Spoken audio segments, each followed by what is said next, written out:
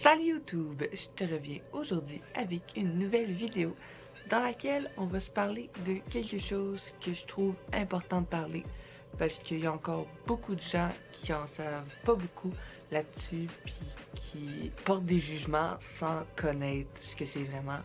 Aujourd'hui, on va parler de l'anxiété.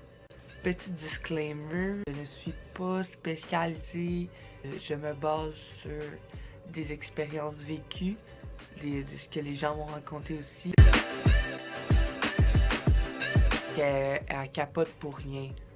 Tu vas pas l'aider parce que la personne n'est pas capable de se concentrer sur juste respirer, sinon elle serait en train de le faire.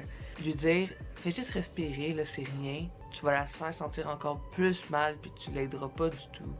Tu stresses pour rien.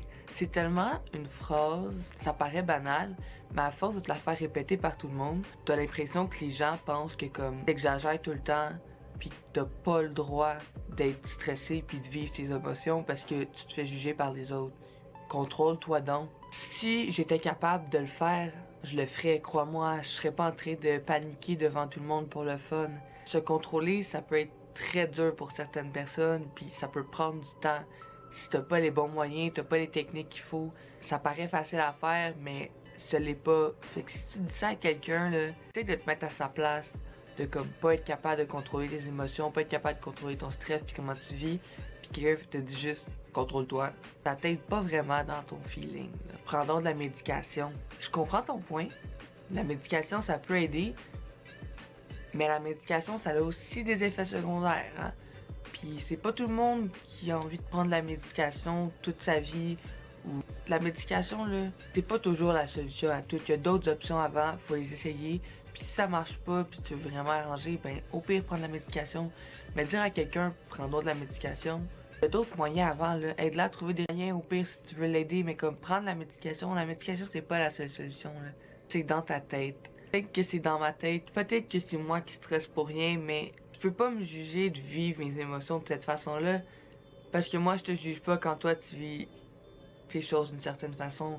Je sais que c'est dans ma tête. Je sais que c'est moi qui perçois des choses d'une certaine façon. Mais de me dire, c'est dans ta tête, c'est pas constructif, là. Ça m'aidera pas. Avoir de l'anxiété, ça peut aussi te nuire dans tes examens. Tu vas tellement être stressé que tu vas finir par oublier ce que tu connais puis avoir des mauvaises notes. Vraiment mal dormir la nuit d'avant parce que tu vas penser à ton examen toute la nuit puis tu vas penser à tout ce qui pourrait aller mal puis ça va vraiment pas t'aider. Avoir de l'anxiété, c'est aussi entendre un petit bruit puis capoter ma vie parce que je pense qu'il y a quelqu'un qui est dans la maison puis qui devrait pas être là. Donc c'est ce qui conclut la vidéo. J'espère que vous avez aimé. Vous sachiez qu'il y a des ressources si vous avez besoin d'aide.